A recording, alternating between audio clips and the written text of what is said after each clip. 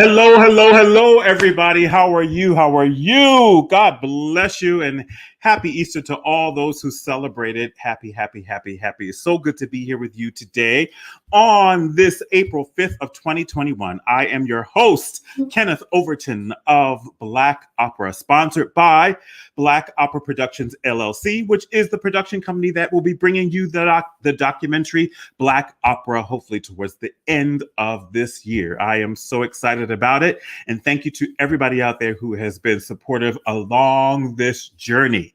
It is going to be something really, really, really quite special.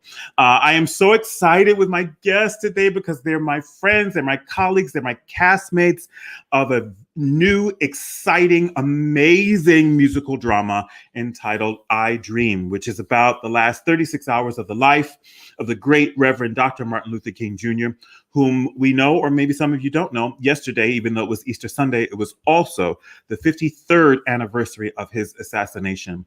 And I thought, what better way to salute the king, the other king, our earthly king, than to have a show dedicated to his life, his legacy, and his brilliance.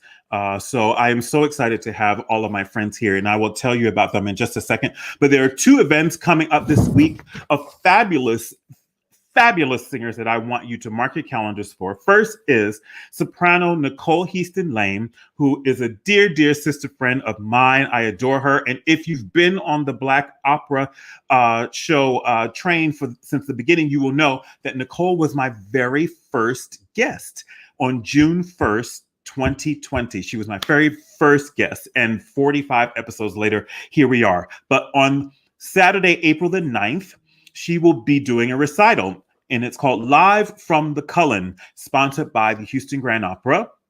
And you can see it for free if you go to the Houston Grand Opera website and or Marquee TV. She will be accompanied by Richard Beto, and she will be singing songs from the American Songbook and also American Opera selections. Go support Nicole. She's a fabulous singer, wonderful person, so funny, so talented, so gorgeous, and just get out there and support her. And the next is my good brother, Russell Thomas, tenor, who will be also singing a recital on April the 9th, but his is sponsored through the Los Angeles Opera, and you can go to LA Opera to catch all of that. He will be singing the Dies Liebe as well as love songs by Adolphus Hailstork and Robert Owens. And he will be accompanied by Mi Kyung Ki. And you can go to laopera.org for more information about that. See, here we celebrate excellence, Black musical excellence, all the time, everywhere. How about it? So let me talk to you about my guest tonight. Oh my goodness. First, my good sister, Lucia Bradford. She's been here before on one of the highest rated and most attended episodes we've ever had.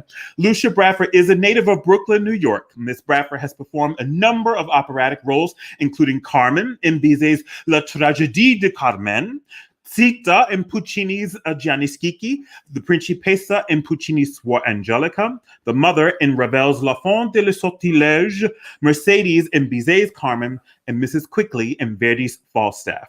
She also has sung The Sorceress in Purcell's Dido and Aeneas, Gertrude in Gounod's Romeo et Juliet, Hippolyta in Britten's A Midsummer Night's Dream, and Miss Todd in Minotti's Old Maid and the Thief. And that's a piece that should be done more often. It is so charming and funny and dark and absolutely fantastic. She's also sung The Duchess of Plaza Toro in Gilbert and Sullivan's The Gondoliers, Azalea de Celine in William Grant Still's opera Troubled Island, Mariah in Gershwin's Porgy and Bess, and she stars as the grandmother in Douglas Tappin's I Dream, and Mamie Till in Mary Watkins' opera Emmett Till. Welcome back, Lucia. Next, our leading man, Mr. MLK himself. Derrick Davis is a dynamic and passionate performer who most recently starred as the Phantom in the 25th anniversary North American tour of Andrew Lloyd Webber's The Phantom of the Opera. In his exciting career, Derrick has starred as Mufasa in the United States tour of Disney's The Lion King, covered both the roles of Scar and Mufasa on Broadway in The Lion King, and covered Billy Bigelow on Broadway in Carousel. And I was in the theater, baby, when he got a chance to go on as Billy Bigelow, and he was absolutely fan-freaking-tastic. Oh, I was so proud to see him up there where he belongs on that big old stage. And he stars, of course, as Dr. Martin Luther King Jr. in Douglas Tappin's new work, I Dream, and starred as Curtis Taylor Jr. in Dreamgirls at the Tony Award-winning Dallas Theater Center. Derrick has been seen on the Daytime Emmy Awards, live with Regis and Kelly, Dancing with the Stars, as well as on the big screen in such movies as Can a Song Save Your Life and A Christmas Story. I am so excited that my good brother is here, my stage partner, my road dog in the show, Derrick Davis. Welcome, welcome, welcome. And next, our leading lady is in the house, playing the role of the regal, the gorgeous, the fantastic Coretta Scott King. American soprano Allison Cambridge is one of the most diverse and compelling vocal artists on the scene today. You better check it. And I have the receipts to prove it, baby. Stay tuned. Stay tuned. She is praised for her powerful, clear voice by the New York Times, hailed by critics for her radiant, vocally assured, dramatically subtle, and artistically imaginative performances. And that was by the Washington Post, but I can co-sign because I've seen it. And celebrated for her sultry and seductive readings from Opera News. Combined with a striking stage presence and affecting musical and dramatic interpretation, she has nearly 2 decades of success on the world's leading opera and concert stages, including, but not limited to, the Metropolitan Opera, Carnegie Hall, Washington National Opera at the Kennedy Center, Lyric Opera of Chicago, the Los Angeles Opera, London's Royal Albert Hall, the Deutsche Oper Berlin, the Vienna Concert House, and New York's Broadway Theater, but to name a few. Her operatic repertoire often includes her beloved heroines of Puccini, Verdi, and Mozart, meaning Madama Butterfly, Mimi and Bohème, and Donna Elvira frequently among them, as well as her signature roles of Carmen, baby, and Bess in Porgy and Bess. And she has also made successful forays into musical theater, Broadway, and the jazz repertoire, most notably with the award-winning and critically acclaimed performances as Julie in Showboat. I am so excited that my sister Allison Cambridge is here tonight. Get into it, get into it. Welcome, Allison. And last but not least, our fearless leader, our composer, our librettist, our visionary, the one and only Douglas Tappin. He is a writer and composer who was born and educated in the United Kingdom. A former barrister and member of the Honorable Society of Lincoln's Inn, he worked as a commercial attorney for 11 years, including as in-house counsel for Island Records, Universal Music, and the Zomba Group of companies. Mr. Tappin earned an additional postgraduate degree from Atlanta's McAfee School of Technology, culminating in the dissertation that there might be inspiration, an innovative, critical examination and articulation of the power of musical dramatic art to transform individuals, society, and culture, including through the historical and contemporary works of Handel, Wagner, Puccini, Sondheim, Andrew Lloyd Webber, and Rice and Schoenberg. Mr. Tappin's unique approach to writing and composition is full of innovation and authenticity, arising from his inquiring analytical mind, literary background, and gifted musicianship that has included work in collaboration with Greg Filipianes, musical director for Stevie Wonder and the late Michael Jackson, and Grammy-nominated orchestrator Carl Marsh. Ladies and gentlemen, my friends are here, my cast are here, my colleagues are here. Please welcome to the Black Opera stage, Douglas Tappin, Derrick Davis, Alyson Cambridge, and Lucia Bradford. Hello, friends. How are you? How are you? Oh my goodness, it's so exciting to have all of you here. So let's dig right in. Let's start with the ladies, of course. Alyson Cambridge, my dear, will you tell us where you're from and how you got started in music and opera and all of that stuff? Yes. So I'm originally from the Washington, D.C. area. I'm from the burbs. I'm from Arlington, Virginia, but went to school there, went to school in D.C. How did I get started in opera? How did I become musical? So I grew up playing the piano. Started when I was 4, dabbled a little bit in, flute and violin. But honestly, I became an opera singer kind of on a fluke. I would imitate anything I heard on the radio, including opera, because my mother listened to a lot of opera. And I would impersonate opera singers as a joke to make my friends laugh because they thought it sounded kind of funny. And anyway, a neighbor said, you should maybe go to a voice lesson. And I did. I was 12 years old. I said, I like Whitney Houston. I like Madonna. And she goes, well, let's hear this opera voice. I did it. She goes, oh, no. You are not going to be a pop singer. You're not, none of that. I want to train you classically. And sort of the rest was history. And I went to school for it. However, I almost took Douglas's original career path. I was very close to being a lawyer. That's what my other degree is. I was pre-law in school, and also a voice major. And then, but a year after I graduated from Oberlin, I went to Curtis, and then I won the Met auditions. And so I've been in New York ever since. Wow, that's amazing. Yeah. Amazing. Well, welcome to the show. It's so great to see you. So great to see you. And you are such an amazing host. I was so entertained just watching that opening segment. I was like, you better get it, Kenny. So good. Thank you, sister. Thank you, sister. Lucia, my dear. Hello.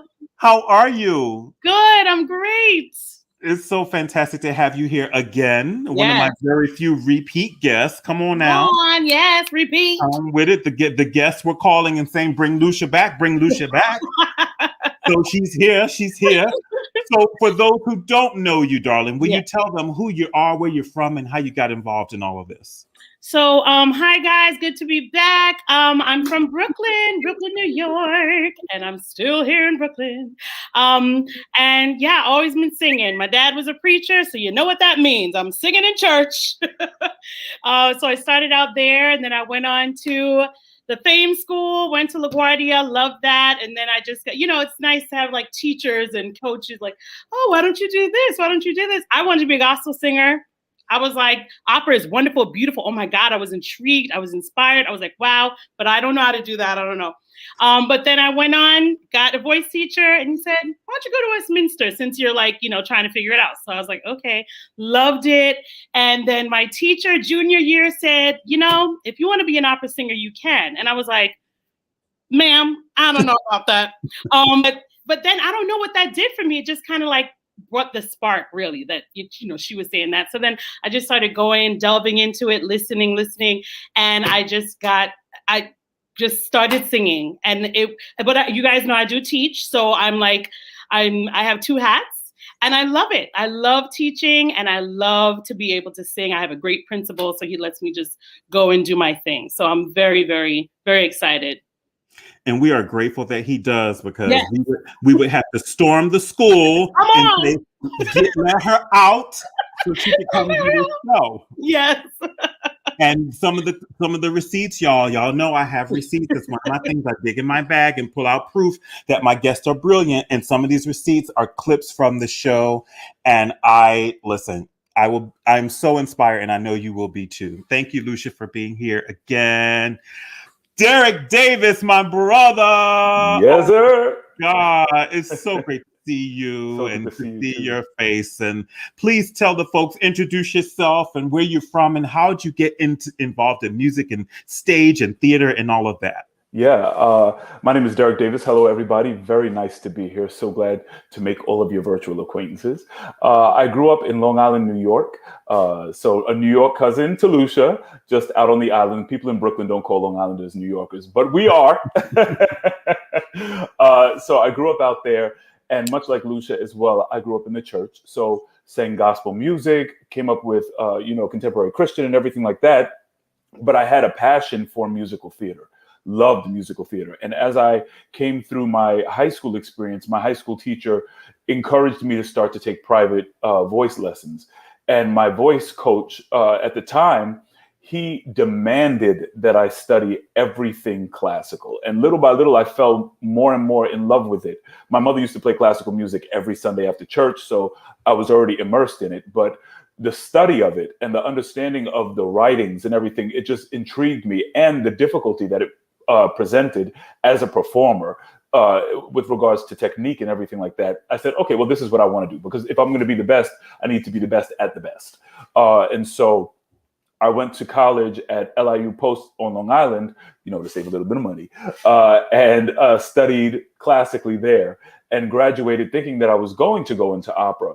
But after I graduated, I realized that my heart was still for musical theater, and so I dove back into that. And after a few years, I landed my first gig with Lion King out in Las Vegas. And that began the trajectory back to Broadway and to I Dream. That is so fantastic. And it's so funny because mine was almost the exact opposite. It was not until I went to college, my first year at North Carolina School of the Arts, there was an open call in the city for the national tour of State Fair. And I got my face cracked, broken, and on the ground. So we went to the audition. And this is when they started to do the dance auditions before the singing part of the auditions. And listen, he can do a 5, 6, 7, 8, but the 8, 9, 10, 11, 12, I couldn't do.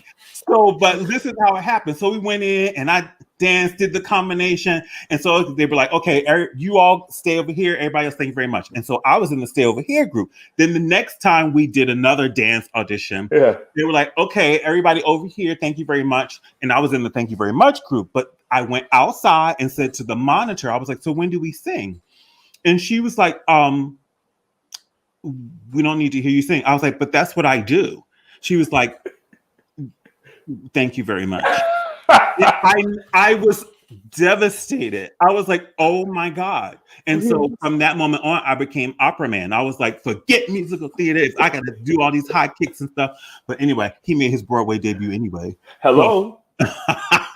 Anyway, Douglas Tappin, our fearless leader, our composer and librettist. Good sir, tell us all about you and where you're from and how you got into all of this music making. From London, living in Atlanta at the moment, been in Atlanta for about 17 years. I was dual career, I suppose. I started the music before the other stuff. I was playing piano from the age of 4 or 5 and went through all the music theory classes, oboe, percussion, all that type of thing through to the age of 18. But then had to get what my parents would have termed a real career, which meant law, right? Because at the time, I remember we didn't know any people doing what we're doing presently in London back then, and so I practiced law and wore a wig and a gown as a barrister and hated it. I don't even like wearing a suit. I don't even like law a whole lot. And so ended up working in the music business because that was a way of bringing law and music together in a work environment, and work with Island Records, Universal Records, Zomba at the time that Britney Spears, Backstreet Boys, and NSYNC were artists. I remember being in New York when they first played the first Justin Timberlake "Like I Love You" song to us in an A&R meeting, and because he was about to go solo. Those were the fun things that we were doing back then. But I got to a point in life where it was time to decide what really mattered, and what mattered more to me than law was writing. And so that's how I kind of made the transition out here. And as I said, been in Atlanta for 17 years now. Can't believe it's been that long. If I'd not moved here, I don't know, there could have been some other weird route that I Dream got written. But finding yourself in Atlanta, the home of Dr. King and the history and the people that are still here, was part of my process in coming to understand that maybe the reason I'd moved, maybe the reason I was here was to write this piece, which I started doing way back. Wow, amazing. Well, we are glad that you did stay and that you did write it, because it's such a fantastic piece. I remember being not only on stage, but in the rehearsal room and being so moved and so overwhelmed by the story, the music, and the incredible performances of my friends and colleagues. One of the things that I find so interesting and refreshing about I Dream is that it has so many different styles and flavors of music in it. There's operatic elements, there's spiritual elements, there's gospel elements, there's pop elements, there's R&B elements. There's the whole thing, like it's this big fusion masterpiece. And this panel right here, because I'm about to start with the receipt, it shows the breadth and the variety of the singers, the artists that you see in front of you, that they can sing classical music. They do sing classical music, but they are open and have the ability to sing other styles of music. And so, Lucia, girl, when you sent me this clip, I had seen this in full concert before, but when it was excerpted and we were putting this all together, I was like, this child can just sing. When somebody gave me this compliment a few years ago, and I was moved by it, and I'm gonna give it to you. When I hear you sing this particular spiritual, I know the ancestors are happy. I know that they are happy, and this is what they meant. Thank you, So, Candy. hold on to your hat, folks, or wigs, or whatever you got. Pin them down, glue them down, do something, because she about to blow your mind.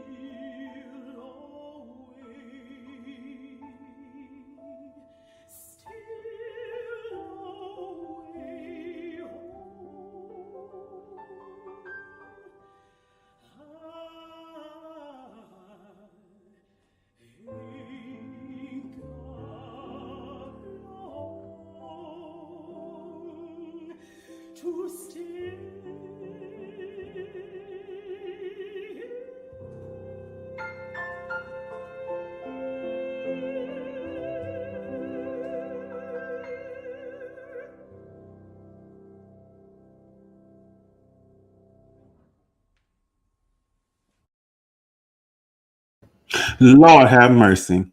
Lord have mercy, have mercy, have mercy. That, listen, sister, that was just gorgeous. Just gorgeous.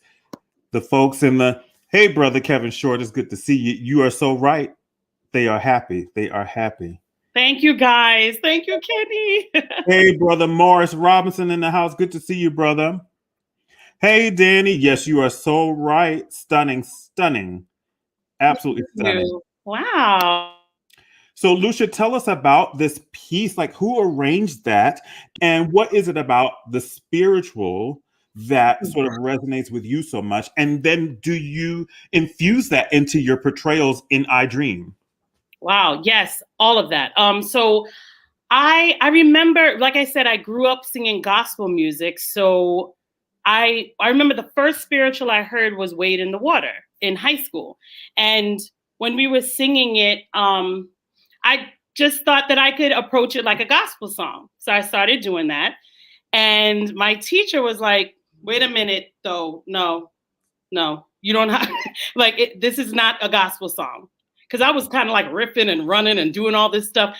And, but I kind of didn't take his advice, right? So I kept on singing it the way I wanted to. And the older I got and the more genres I started really like being asked to sing, I said, I'm going to have to really focus. So when I sing jazz, I need to start really listening to jazz singers and listening to their approach. Because singing jazz is different to singing blues, is different to singing gospel. It's even old school gospel, new school gospel, contemporary, it's all different. And I really wanted to respect the genre that I was singing at the time. When you're singing operatically, everything, like all the genres. So when we did this project, Jim Davis, oh my God, on the keys, amazing. And of course, Courtney Carey was the one who produced this. And we were all in the room and I said, he was like, you need another song, Lush. And I was going to do something else. And I was like, let's just do Steal Away. And I was like, I don't want it to be boring because sometimes Steal Away can be boring. So he's like, let's make it our own. Let's just, make it. And he and I don't even think we did a lot of takes. Like Jim, I'm going to big him up right now. Like just the flow of it. And we were trying to figure like how many verses, but it was just having him there and just feeling it. And I really, like I said, we talked about singing spirituals, what that means. It's a different genre and it needs to be respected. And I was really, really happy that Courtney produced that and of course, like Kenny, I know you have such a love for spirituals. We need that. We need to implement it in our schools, in the colleges, in our repertoire, because there is a way to sing spirituals. And honestly, I still think I'm learning how to do that and learning what that means. How much riffing can you do? How much improvisation can you do? How much, when you're arranging it, yes, you could just say it's mine, but then you still don't want it to be too classical even, right? There needs to be soulfulness in it. And we need to remember where they came from too. So it's like a very delicate balance, Yeah. And also one last thing I just wanted to say, when I did do Wade in the Water in that, on that concert, we talked about that too. Cause Burley, sometimes for me, I'm going to be honest, I kind of moved away from him because it was a little like, straight. Yes, thank you. Yes, that's the word for it. And I said, but Jim and I, we kind of looked at it. We were like, Burley, he had the right idea here. We just went back to the page and we did it. And I was like, oh, wow. So it's really a journey. The spirituals is a real journey. And as a vocalist, I'm very excited to continue on this journey. So when we did Grandma, that was fun because when I got the piece, first I was like, okay, how much of me do they want in this? Like, do they want like And so, Douglas and we talked a little bit about that. And I was just like, and whenever there's a living composer, right, guys, it's like, so it's really cool, but it's still like, oh, I don't know if this is the sound they want, and if it's shaping up to be what they want it to be. So, so Douglas and we talked a lot, and I just love Douglas, and he's West Indian too, so he gets me. So I think that really helped. And he really just said, Lucia, just be yourself. And I was like, oh, yay! So I was really happy. So yeah, all of that is incorporated. And I feel I have to remember also that time period, like how they were singing back then too. And I just wanted to also be true to that as well. So yeah, it's a lot going on, especially when you're dealing with genres. You want to be very, very clear and true to it. Yeah. Thank you for sharing that. And listen, I love the portrayal of Mahalia that Daniel Brooks did the other night. But the entire time I was saying, I see Lucia in this. I hear Lucia in this. My dad used to call me Little Mahalia. And I was like, really? But I thought about that. It's so weird. But yeah, she did a good job. Yeah. When they bring it to Broadway, it's going to be you. I'm going to put that out in the air. Claim it. Name it and claim it. Oh, my goodness. Okay. Like I said, I Dream, it has so many musical flavors in it. And my guests today are all differently and musically flavored. I love them. Derrick, this clip that I'm about to play of you from The Phantom of the Opera. And for those of you out there, The Phantom of the Opera is not an opera. It's a musical about an opera house.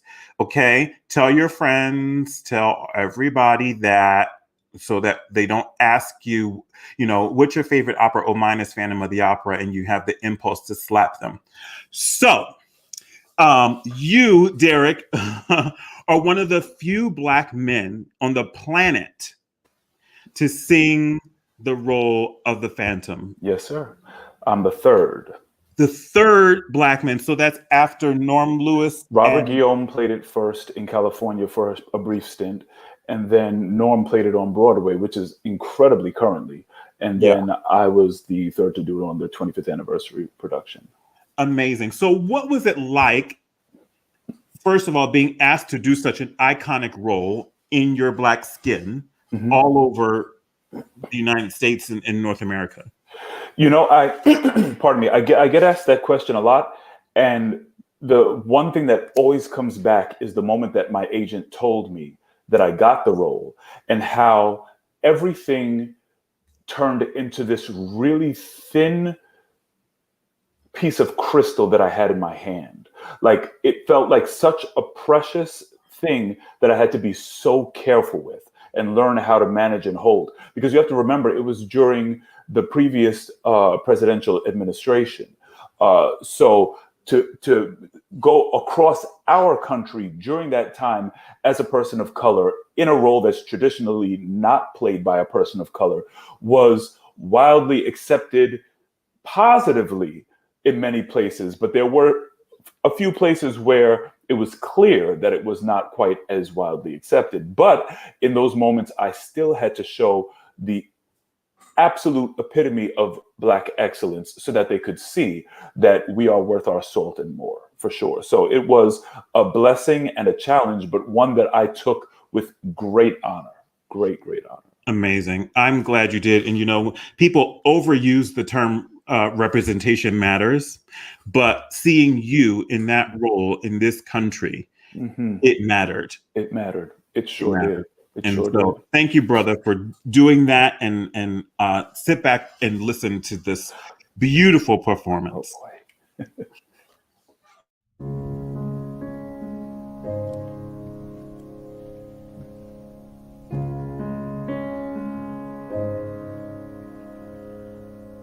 Nighttime sharpens, heightens each sensation. Darkness stirs and wakes imagination. Silently the senses abandon their defenses.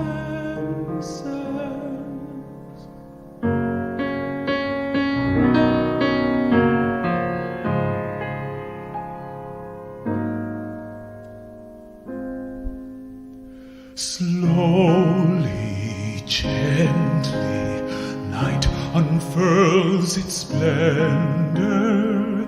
Grasp it, sense it, tremulous and tender. Turn your face away from the garish light of day. Turn your thoughts away from cold, unfeeling light, and listen to the music of the night. Close your eyes and surrender to your darkest dreams. Leave all thoughts of the life you knew before. Close your eyes, let your spirit start to soar.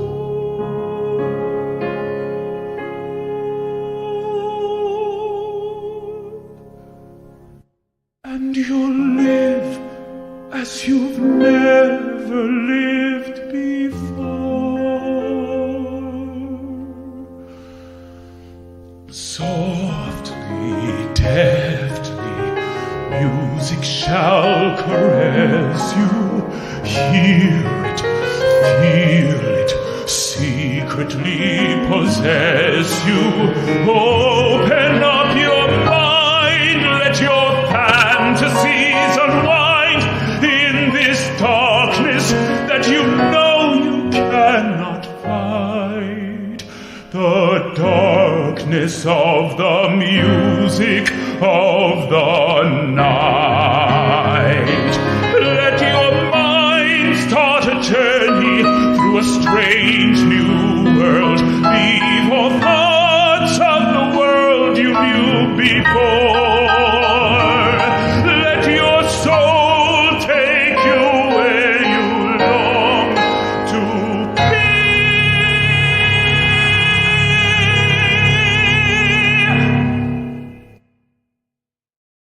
Only then can you belong to me.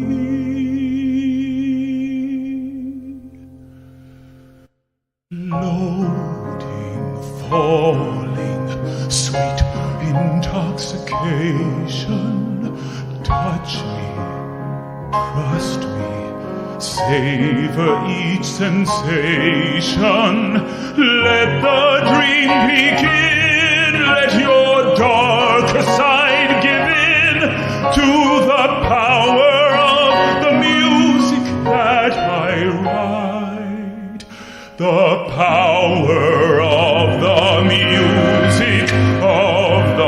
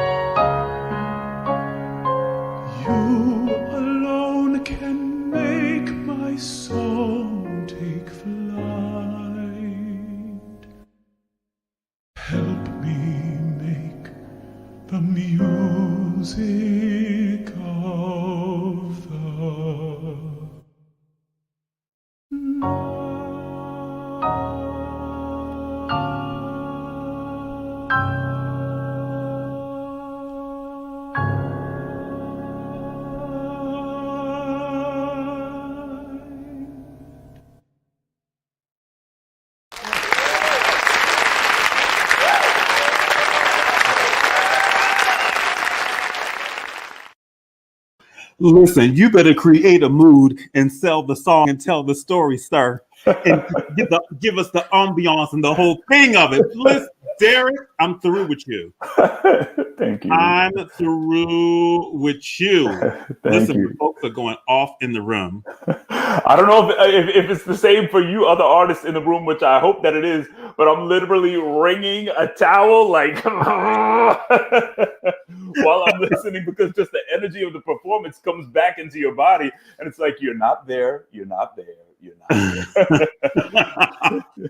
Listen, Derrick, that was fantastic. You actually made me love that song.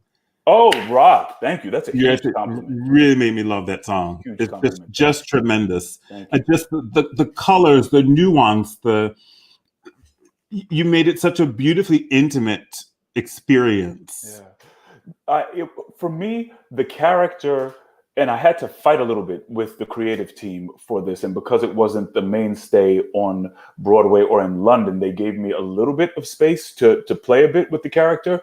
I love the humanity of characters. When I approach them, I love to address them first as humans, whether they're a lion, whether they're a person who is an opera ghost, whatever it is. I want to know their story, and I want to bring their humanity forward so that people can connect with that. And that song is essentially him teaching Christine, but also wooing her and befriending her and trusting her. So there's this huge give and take of energies that is experienced where he's testing the waters and then closing up and being strong, and like all of that, those dynamics that have to be really written carefully throughout that song if you're going to take both Christine and the audience on the journey through it.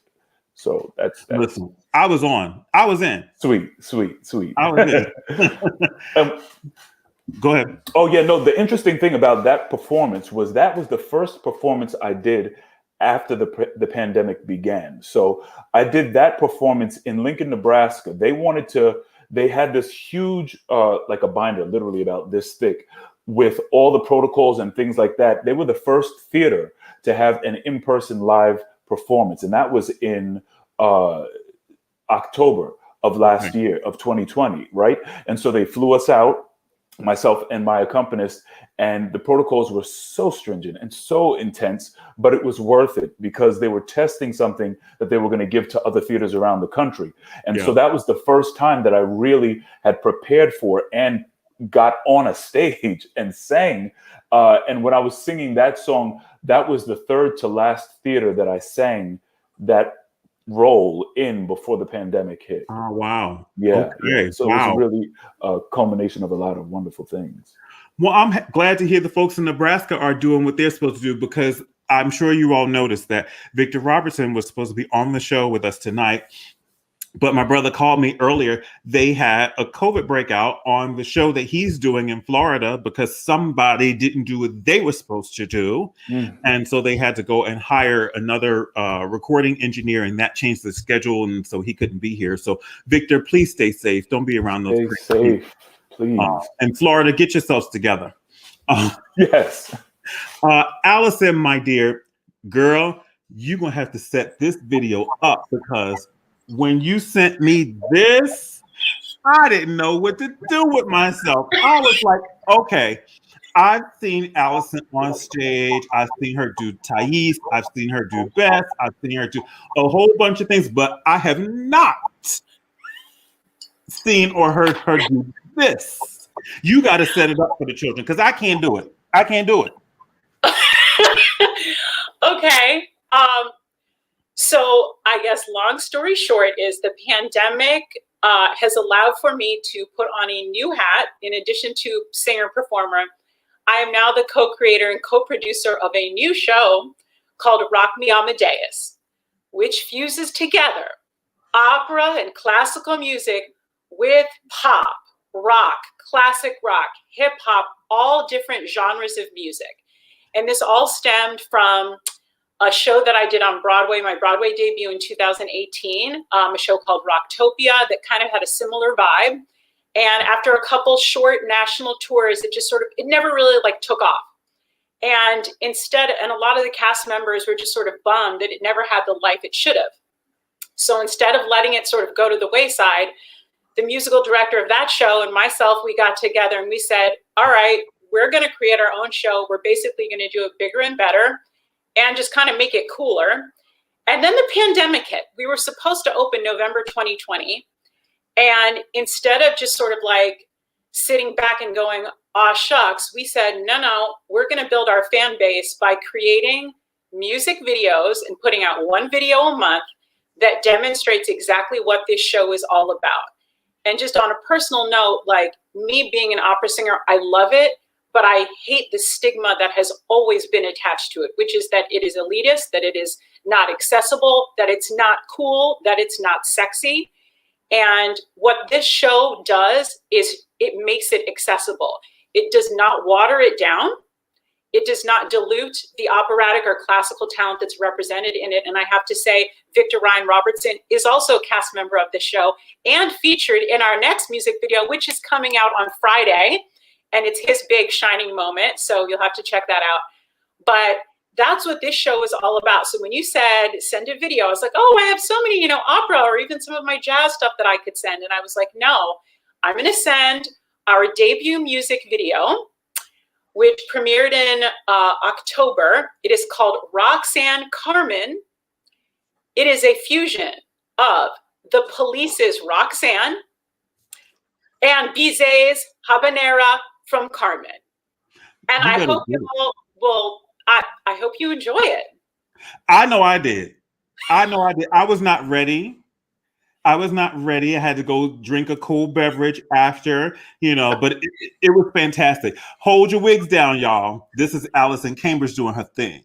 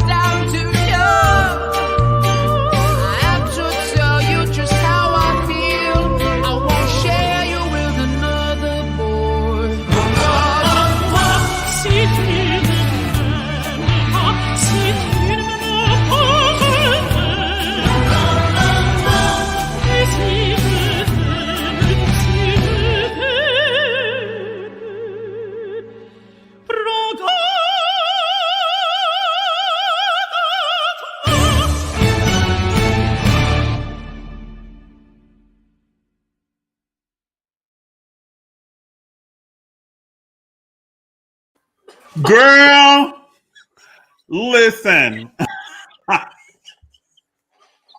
You better show the folks how to be innovative and sexy and talented and gorgeous. And listen, that was incredible. That needs to open the Grammys next year. It needs to open the MTV Music Video Awards. Listen, Thank you. No, thank you. So I appreciate that so much. And I just, to create something like from scratch, it's like you're having a baby. Like, I mean, it's and the reception has been universally just like really great, and it's so awesome to see. And I'm glad that, especially, I see people commenting that like my operatic colleagues are seeing that the craft, the voice has not been dumbed down or watered down. It is simply being presented in a completely different way. And I have to give a big shout out to the rest of my cast. So the electric guitarist, he's our musical director. He was the music director for Rihanna. Yeah, for 10 years. And Enrique Iglesias. So he's like the blonde woman, the violinist, she is the founder of Celtic Woman. So yes.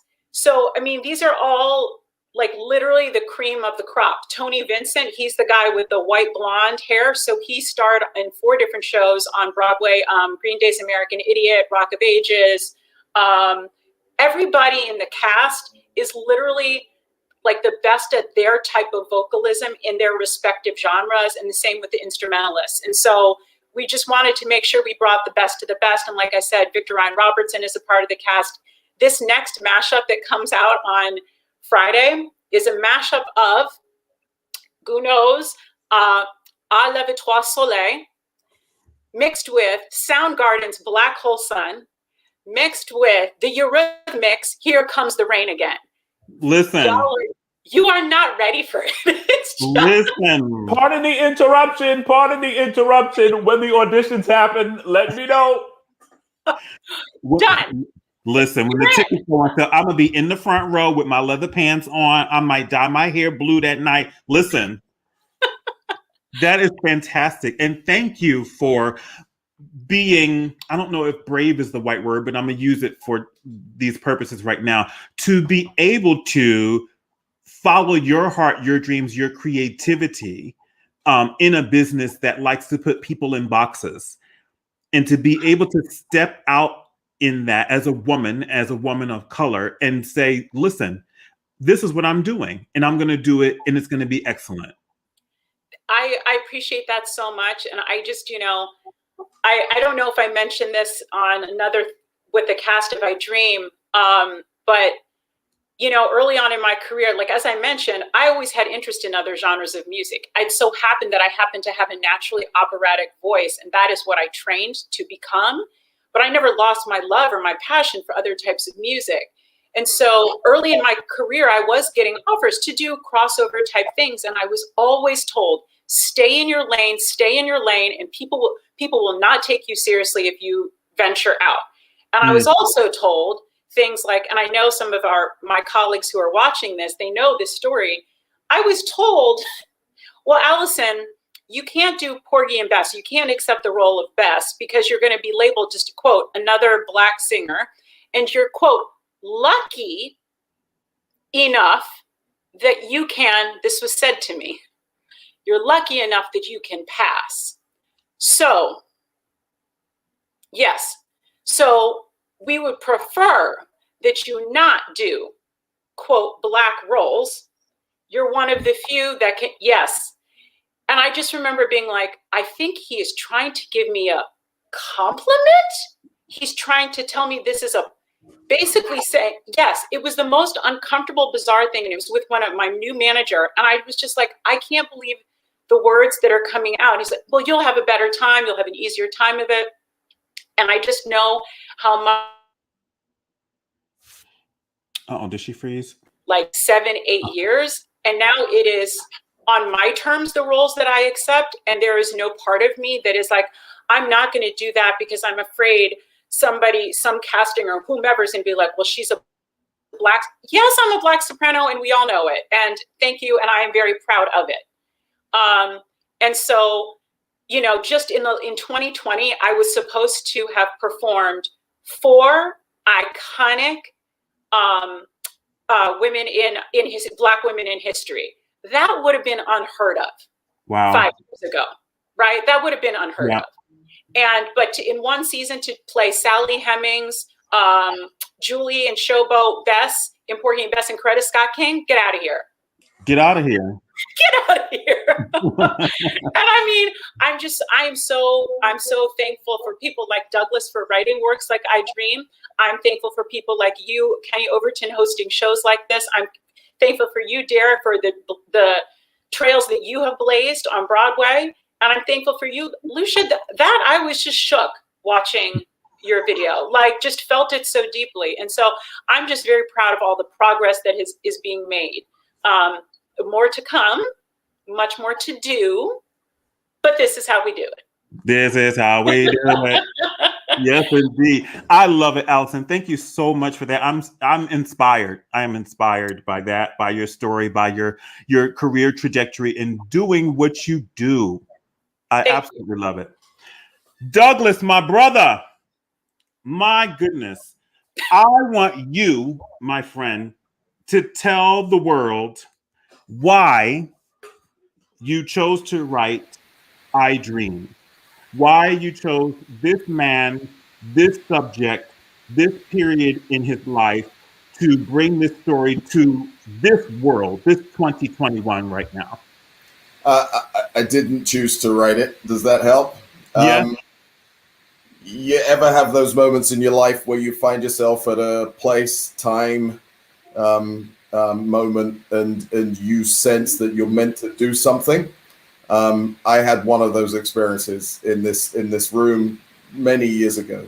So finding myself in Atlanta, which was unusual. You know, there's sometimes I'm like, I don't even remember where in the world I am, other than the fact that it begins to consistently get warm, which London never did at this time of year.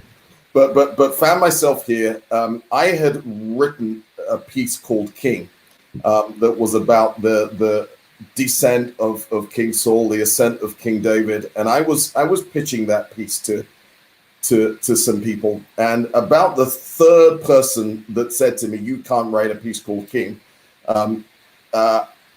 my response had been up to that point because, and they said, "Well, you know, you're in Atlanta, you can't write a piece called King if it's not about Martin Luther King Jr." I remember the first time someone said it, I had no clue what they were talking about.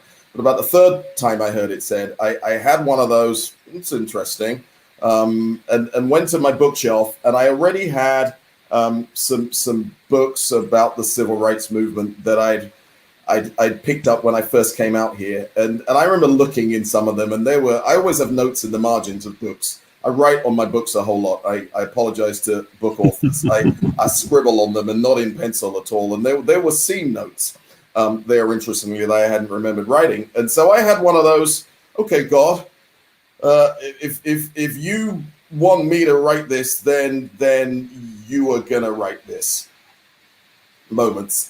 Because I'd written another piece, another biblical piece about Moses and the Israelites, interestingly, and that had left a burning bush and the Red Sea scene to the absolute last, because how do you theatrically approach those two things? And so I said, this was a prayer.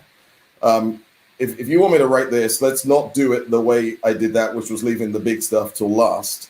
Let's begin with the big stuff first. And I'm going to sit in this room. I turned the lights off and I sat there in the dark. Desk was in a slightly different place. It was over there somewhere. And I said, let's do this. And out of nowhere, the very first melody that dropped into my mind, fell out of the air, was the melody that is I Dream. Wow. 1 second it wasn't there, and the next minute it was there. And I said, okay, fair enough. That's an important moment in his life. And that's really how I'd approach it. I said, I don't know much about the man, because growing up in the UK, I knew all about Nelson Mandela. I knew all about marching and protesting and all the things that we were doing back then to get him out of jail in South Africa. But Martin Luther King Jr., who was how we'd kind of grown up, little bits and pieces, but finding yourself here, suddenly there was this big switch to, oh, hold on a sec, he was massively important, and the I Have a Dream speech and the mountaintop speech was significant. And so my prayer was, if you were going to start with the big stuff, we got to start with the bigger song, and we got to start with a melody that I don't want to try and write. And if God, you don't write it, I'm not doing this, because somewhere further down this journey, I'm going to anticipate issues and difficulties and people not wanting to put it on and not being able to find the right cast members and the thousands obstacles that you find trying to get something produced. And I need to know that the reason I did it wasn't because I wanted to. And so that's how it began. And that was a long time ago. Yeah. And it's horrible. Right, you know, every artist has their own experience of how horrible trying to be an artist is, how difficult it is. It's hard. It's hard to write about someone who is recent history. Such a significant, iconic figure, such a giant, someone who everybody has an opinion about, someone who there are thousands of images out there of him and speeches of him. How do you do that? And how do you do it in a way, if you can't go to a bookshelf and pick out the book that says this is the pre-written 2-hour piece that you're going to tell his life story through in 2 hours, 20 minutes, or whatever it is. It's hard, but here we are. Here we are, folks. And I want to play a little clip of some singing and some speaking about the piece. Enjoy. The center of the dream is this image of this balcony. And at this stage, it's a balcony that he doesn't know of its positioning, where it is, its location, or its significance. And the interesting thing of beginning to write on that basis is that you can pin some of that down with actual history, because on the evening of the 3rd of April, 1968, in the speech when Dr. King refers to going to the top of a mountain and looking over and seeing a promised land and saying to the people gathered there that you'll get there, but I may not get there with you. It's as if he had a clear sense that his death was imminent. I am forgotten, I am stepped over to, I am the worthless one, the last one in line. I am the labeled, once more the branded one, the blame for every wrong is my persecution. I am looked down on, I do the work. Just so powerful. Extremely well done. But it fills me up too much. Okay. Thank you so much, sir.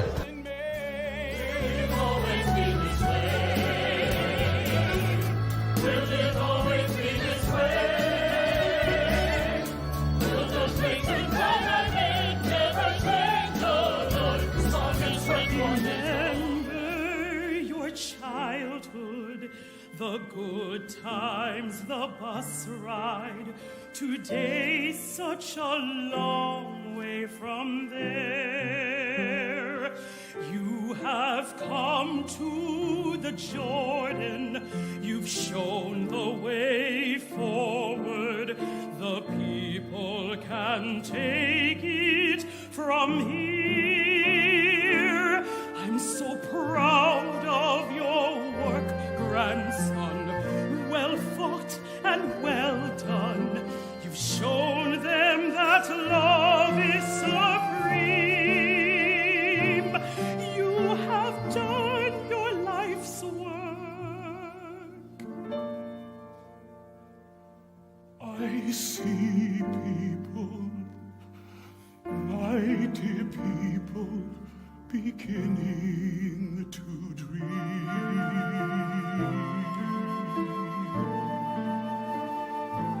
Worlds of people beginning to dream.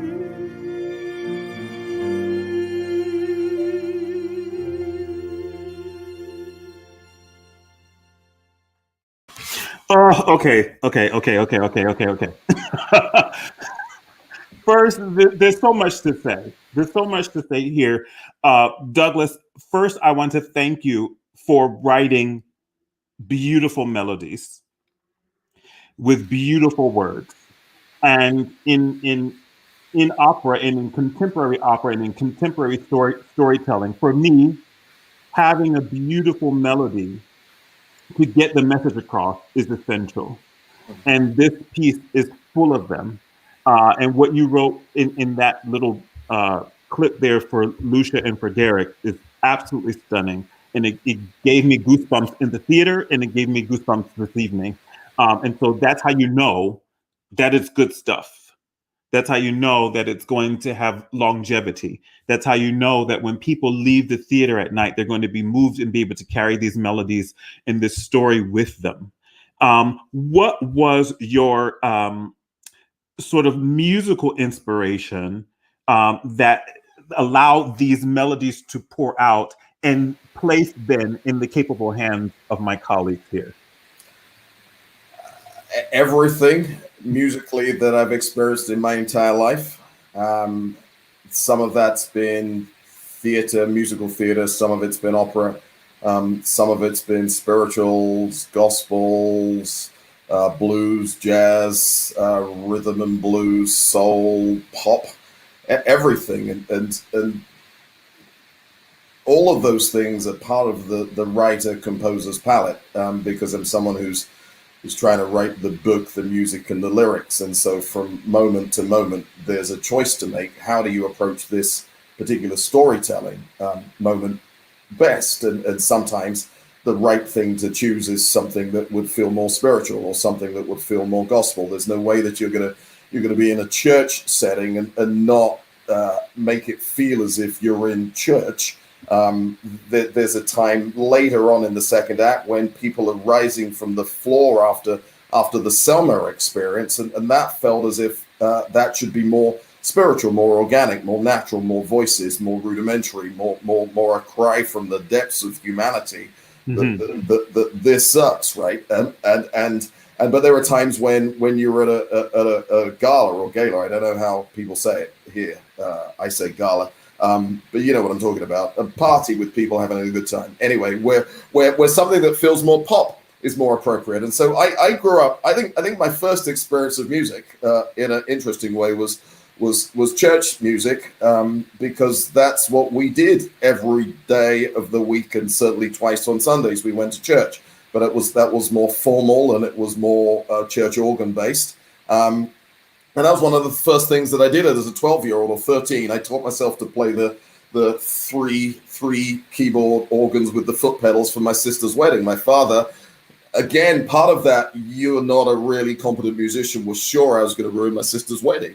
And it took me 3 months to work out how to use these pedals and to pull all the stops out, but it worked. But that was as important to my experience as the classical music we were playing at school as listening to Stevie Wonder and Chaka Khan and Aretha Franklin and those type of artists growing up, and reggae, Lucia. I mean that was the majority of what my sisters were playing in the house. There's not a whole lot, if any, of that in the piece, just because storytelling wise it wouldn't have made sense to do it. But there might be another piece that it does make sense. So everything was inspirational. Rock guitar.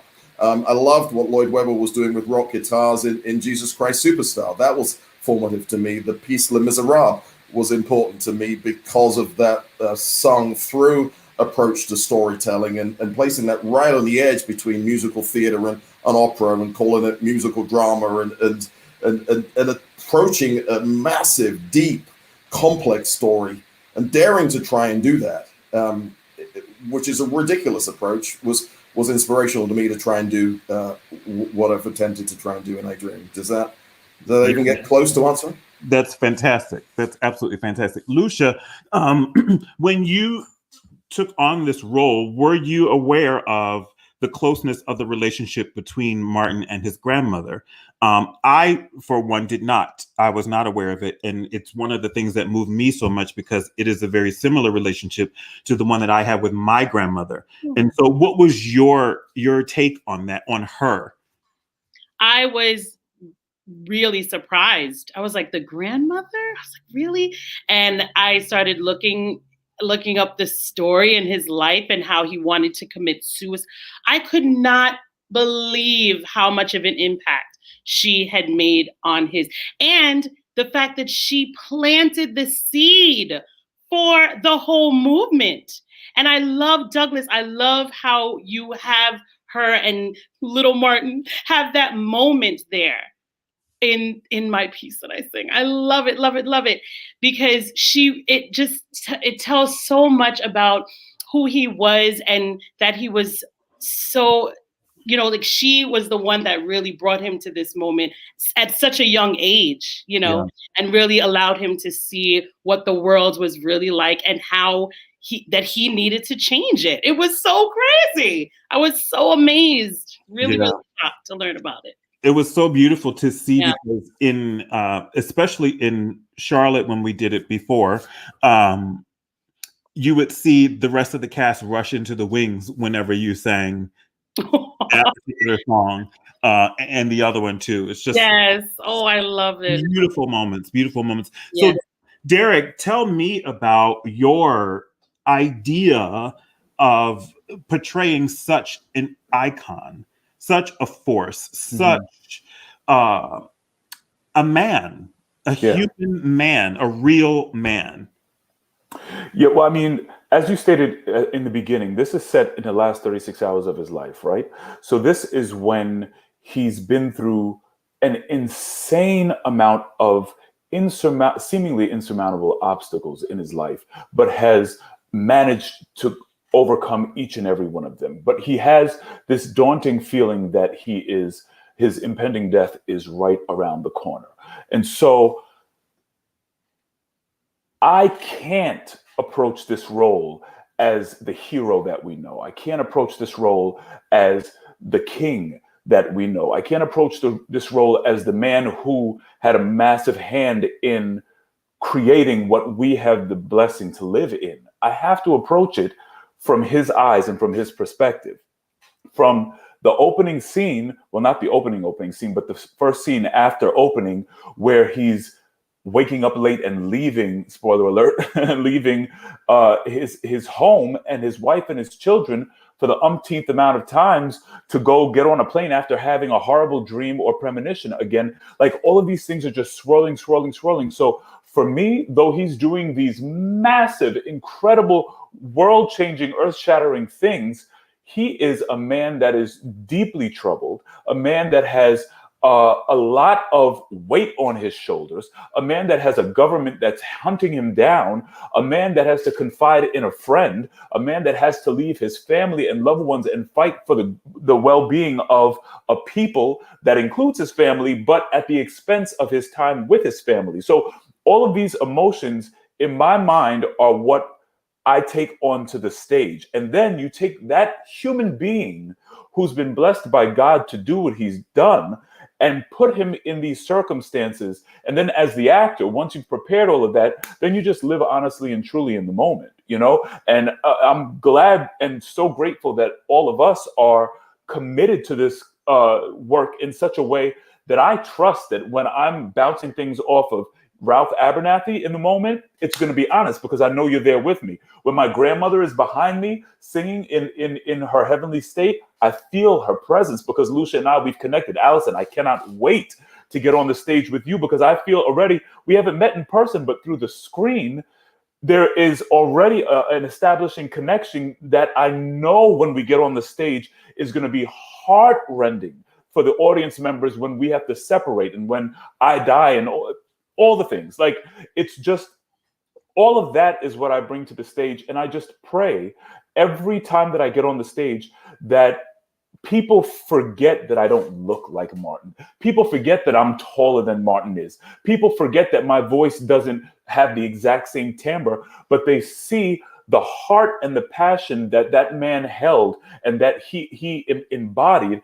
And I hope that I do a little bit of justice of bringing that to the stage, because I feel like the greater work in this work for me as an actor and as an artist is not just to portray the character well, but to portray the character's intent and his heart so well that it inspires people, the watchers, to do what he did, to be the type of human being in this earth that he was, challenges them to be better, do better, speak better, act better, and create a better world in this United States that we live in today.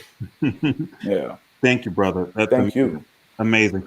So, Allison, first, what is it like for you to take on such, again, an iconic figure in our American history?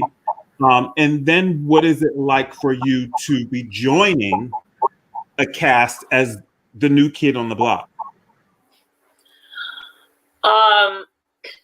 I guess I'll answer that in reverse, those questions in reverse. Just hearing you guys speak so passionately about it, and we've had a few of these cast Zoom sort of interview things.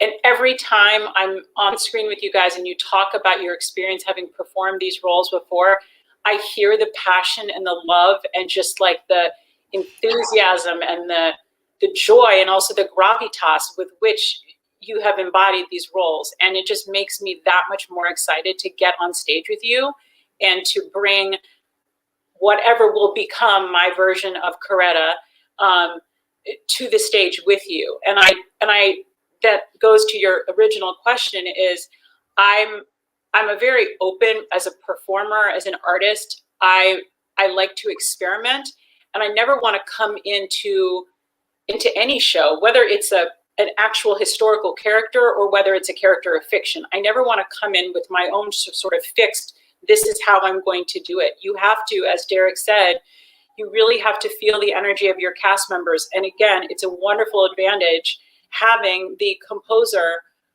with us and to share what his vision is for all of this. And, at this point, what I've been able to do is do my homework, do my research, read books, watch documentaries, learn my music.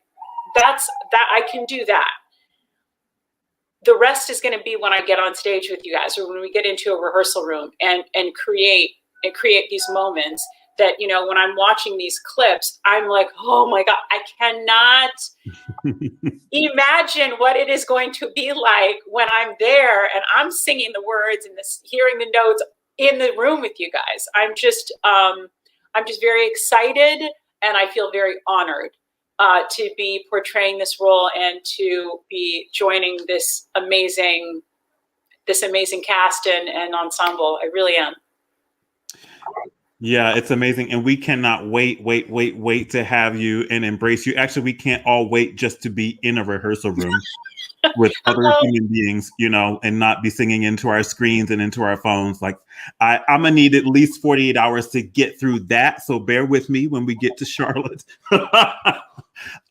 Douglas, can you for a moment, and yes, Karen, I have spoken really passionately about this piece ever since I was a part of it. And each time I've done it, it's been able to grow and expand and deepen because, life experience, life happens. And these men, these women, these pillars of history, they are sources of inspiration for me. I have a gigantic poster of Martin in my home, and I was always of the thinking that you surround yourselves with the energy of the people that you most admire. And so he's there all the time. And Ralph Abernathy is there all the time as well. So Douglas, I want you to talk a little bit about the importance of the relationship between the producers that put the show on stage and you. And your vision, because you selected each of us. And there had to be something about each of us that you wanted or that you saw or that you liked to put in your show, but you had say so. And that's not always the case, particularly in opera houses and in new works. The composer does not always have his or her choice as to who gets to sing and act their story. Talk to us about the importance of that and why you fight hard to do that.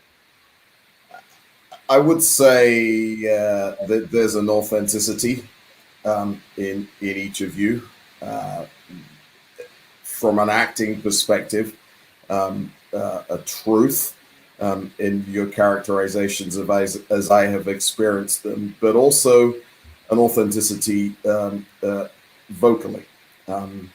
It's important that whatever you portray, whether it's more operatic or more soulful or more gospel or more blues or more spiritual, isn't in any way fake. It has to be real, and that is rarer than you would imagine it to be, because there are plenty of people that can sing very competently in one genre. Very few who can sing competently and authentically in a broader genre that this piece is, and you have to be good at it. You have to do it well, and people seeing you have to perceive that this is real.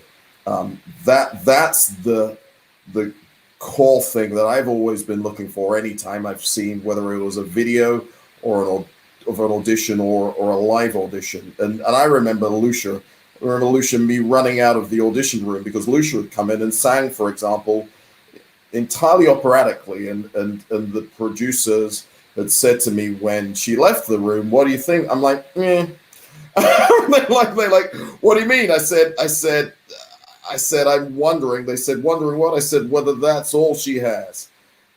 Because if that's all she has, this isn't going to work." And so they said, "Well, go tell her that." And I stood up and stood up the room, and I remember exactly where I was, and it was a right turn, and Lucia was still. And I said, "Lucia, can you, and I don't know whether you completed this sentence or not, can I do it different or whatever?" But we found ourselves to a place where Lucia came back in and sang it like it was meant to sound, which is Lucia, which is authentic, real Lucia. Lucia isn't pretending when she sings this. None of you are pretending. And so that's been the thing that for me has mattered the most, is that as close as possible to my imagination of what it's going to sound like, at some point you actually hear it and you see it.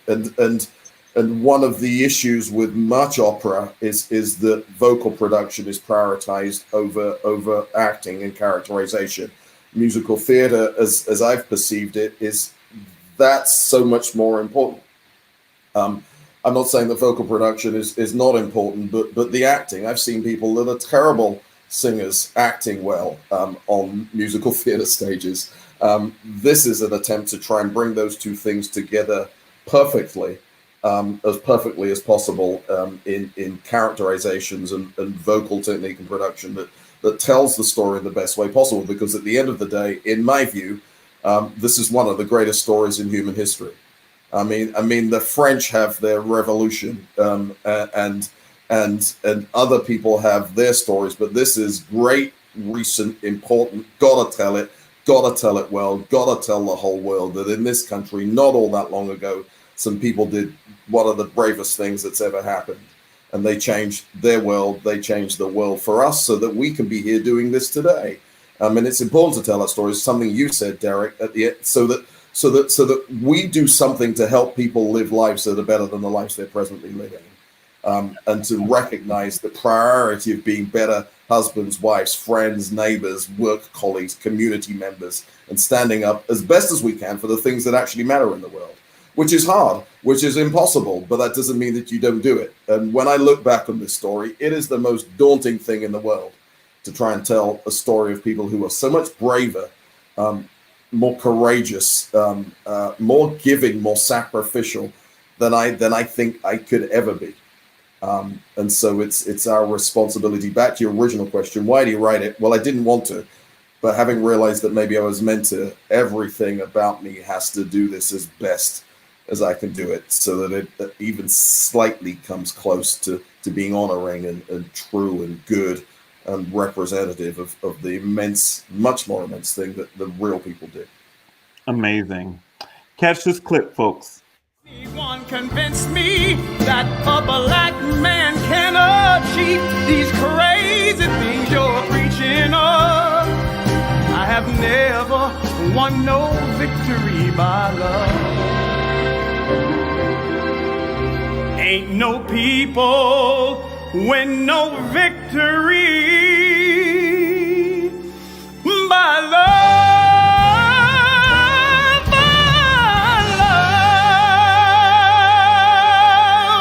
I'll tell you, first of all, I had to remind myself that this was a novel.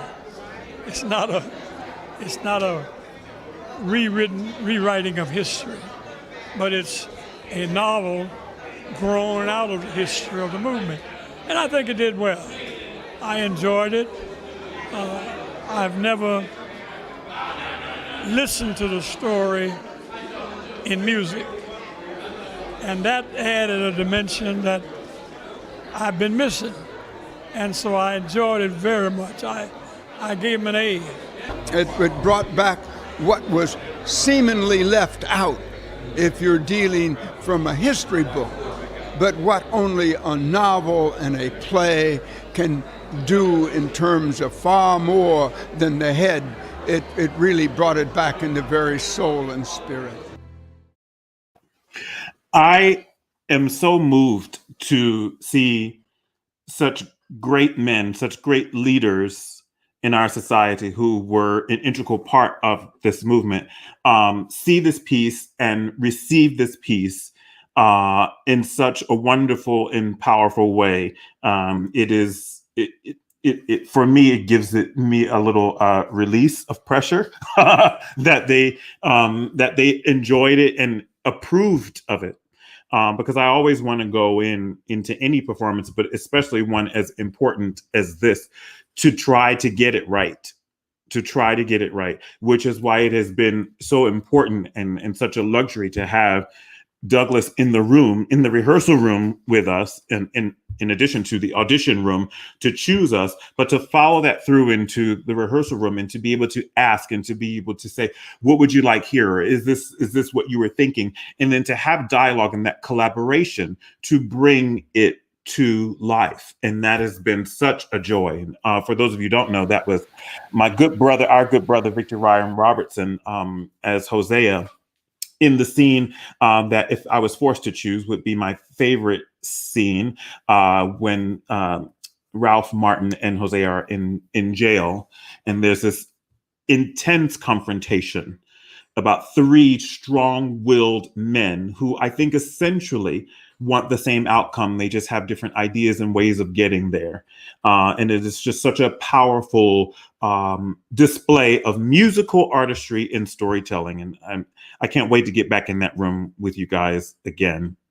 So excited. So Derrick, how do you feel your portrayal may or may not have changed since the last time we did it, which, how many years has it been? Is it 3 years, 2 years? I think it's 3, because 2020 is like a weird month.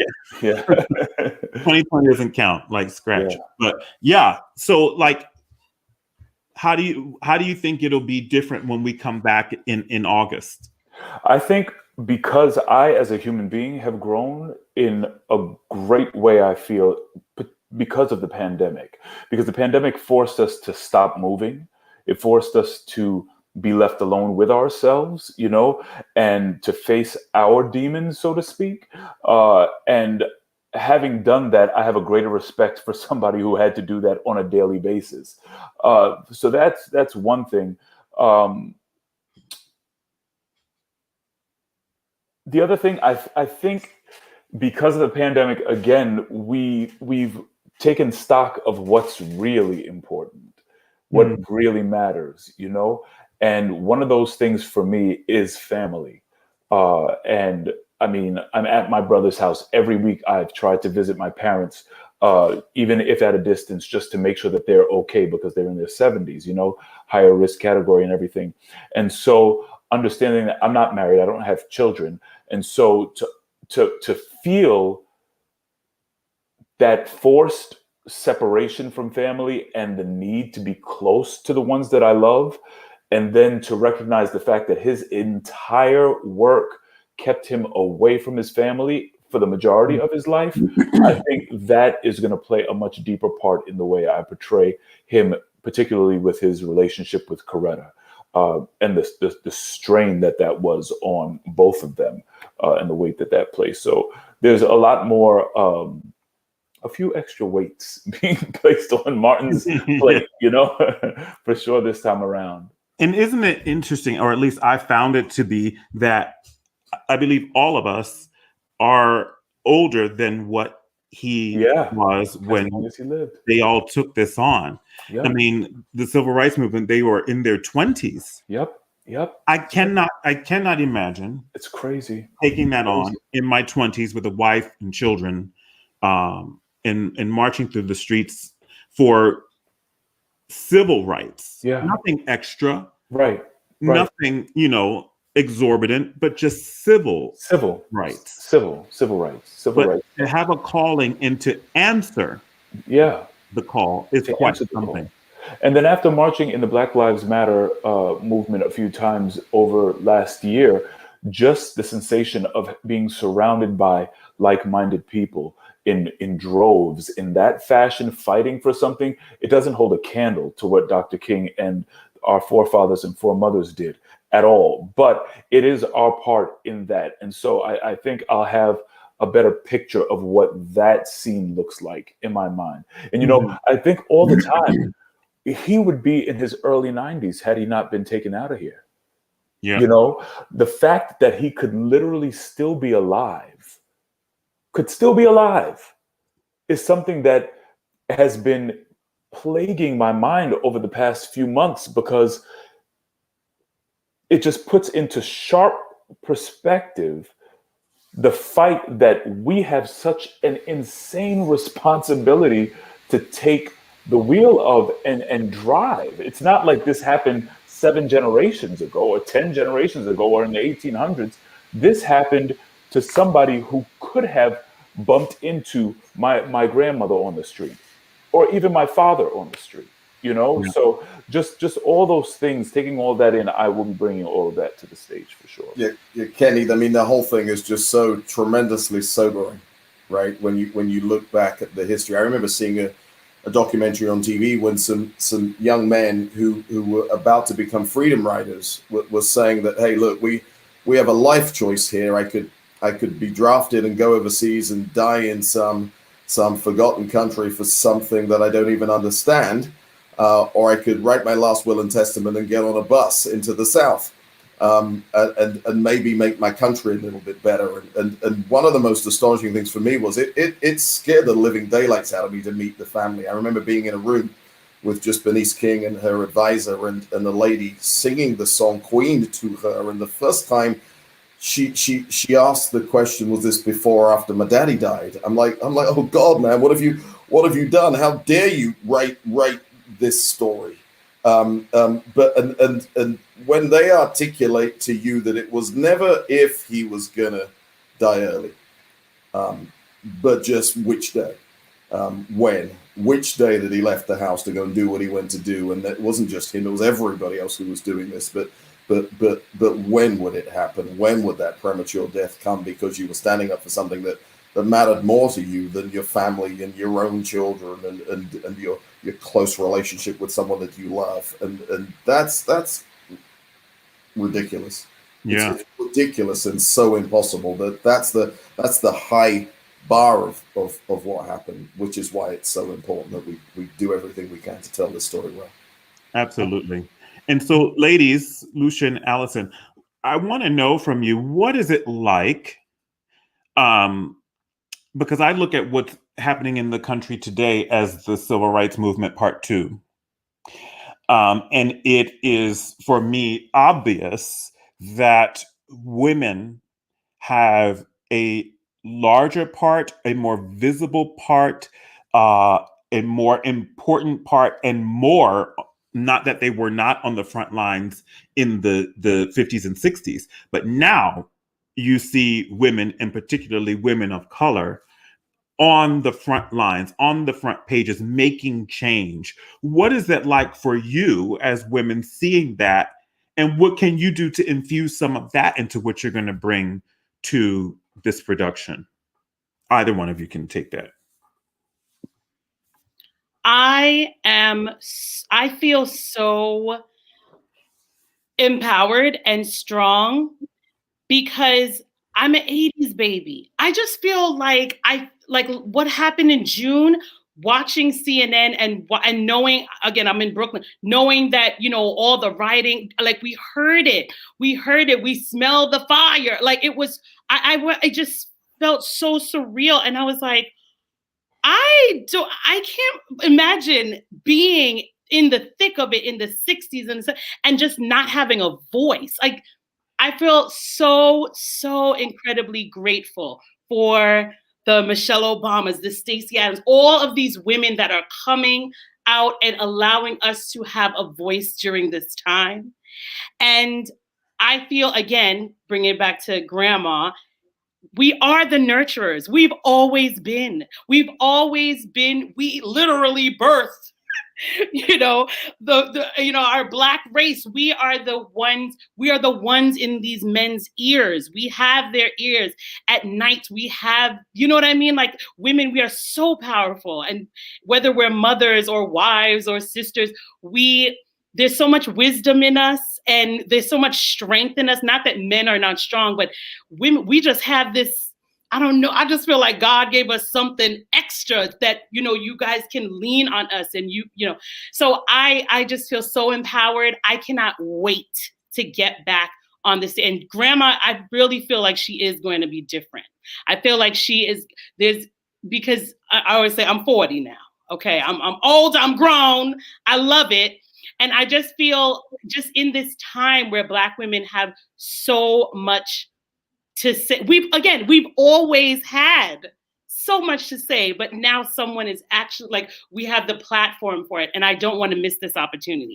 I just want to make sure that our voices are heard and we are seen in all of our Blackness, the way, and for me, I'm also West Indian. So I feel like, there's so many layers to us that, people just always just think one way about us. And there's just so much depth and so much more to us. And I just love this time that we're in. And thank you, Douglas, again. Look, God, he did put this inside of you for a time like this, because I know that it went through one stage and then a couple years passed and now it's on this platform. So it's just amazing. And I feel so honored, so honored. The same. I mean, look, we're living in just a really incredible time. It's surreal. I think the events, first of all, I don't know about you guys, but I'm glued to the trial coverage. I know it's very triggering for a lot of people and they don't want to watch, and I understand that. I also feel like I do not want to turn and look away for a single moment on history happening. I want to witness every part of it that I can, the good, the bad, the ugly, so that in 10, 15, 20, 50 years from now, I will know everything there is to know about the moment in history that we're currently experiencing, which is so difficult. We've made a lot of progress, but we've come from such a dark place. And I think the pandemic and the fact that everybody was at home, people couldn't look away. And I think because it has been Black men who have been primarily the targets of so much just vitriol and just horrible things. And it is the mothers, it's the wives, it's the sisters, it's the daughters, it's the cousins who are coming out and are able to come to the front lines. And I am a member of Alpha Kappa Alpha Sorority Incorporated.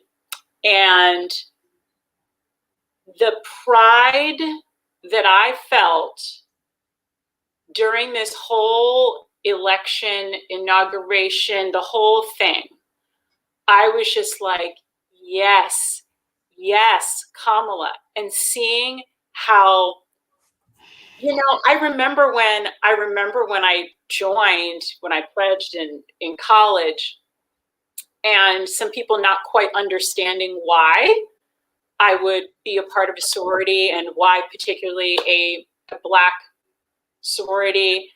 And I said, because there is a sisterhood, there is just strength and there is power that comes from being part of a Black sisterhood that is different from another type of sisterhood, right? And so to see that, and I feel like for the world to see that, and to see how people like Kamala and Stacey Abrams were able to get Black women to mobilize and make change and be the change makers, everybody saw it, And I just wept, watching the inauguration and just seeing the big smile on her face. And I was just like, yes, we did it. We always knew we had the power. We always knew we could, but now the world is seeing it. And I feel like, that was Coretta, and she's the one that came first. And then now we got Kamala, we got Stacey Abrams, and I don't know. It's a very exciting time. And again, to echo, Lucia's point, I just feel very honored to be a part of this this show, this piece of music, and particularly in the place in history where we are right now, because I do think it has that much more of the capacity and ability to change and to change people. It's because it's happening now. Yeah. Yeah. And I have to thank you for that. That was absolutely beautiful, both of you, because I do think that Black women are the backbone and the spine of our society. I really believe that. But I wanted to say a special thank you to the folks at Opera Carolina, particularly Maestro James Mina, because this was supposed to receive a new production in April of 2020. And we all know what happened. And then it was supposed to be in the fall of 2020. Then it was supposed to be in January of 21. And like a lot of other places, it would have been understandable to cancel it altogether. But they fought and they were determined that this piece would get its production. And so for them to not only to fight to get it a new production, but for it to open the season and sort of open this new normal of a world that we're in speaks volumes.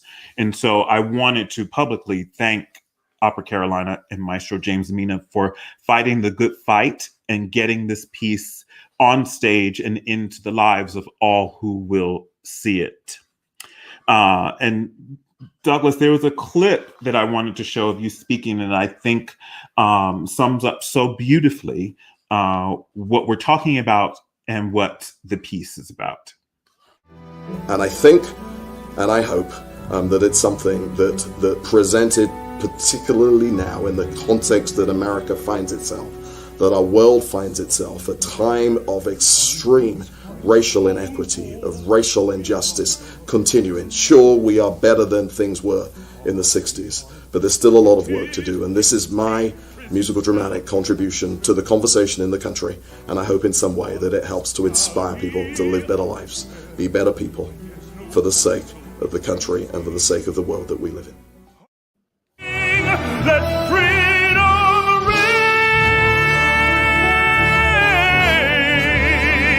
Let freedom ring! Let freedom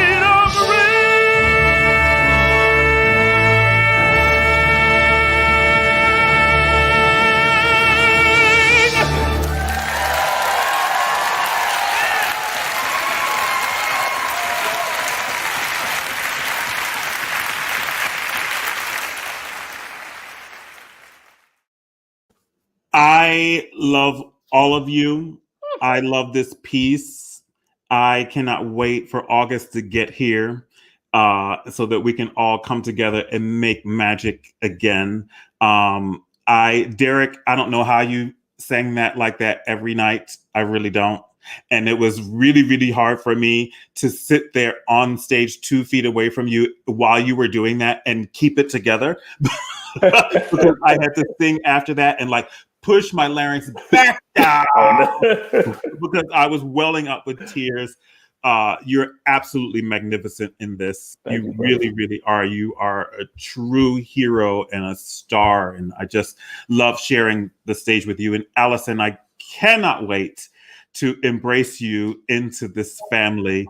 And Lucia, you know, it's always a pleasure. Always, always a pleasure. And Douglas, thank you so much for writing such a brilliant piece and allowing us to help tell it. It's truly an honor. Truly an honor. And so for all of you out there, you can go to Opera Carolina's website to find out how you can get tickets to the performances. They're going to be towards the end of September. I believe there are 4 of them. And then we'll reconvene in Charlottesville at the top of the new year. So get your tickets, come see it, bring your family, bring your friends, bring your children, bring your neighbors, bring somebody that doesn't look like you to the show. And really, really try to make the country and the world a better place. And like the reviewer from the Huffington Post said, that the theater is one of the best places to do that, to heal hearts. That's what the arts do. That's what, our society calls upon the arts for healing. And this piece does just that. So thank you, everybody, for hanging out with me on the show. I love you all. Don't sign off when I go offline. I want to say thank you in private.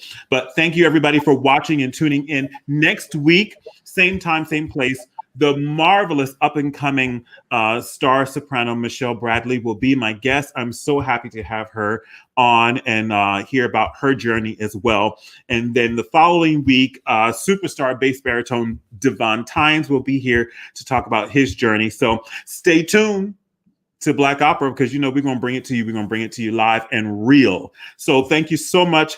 God bless you. Take care of each other and yourselves. Good night.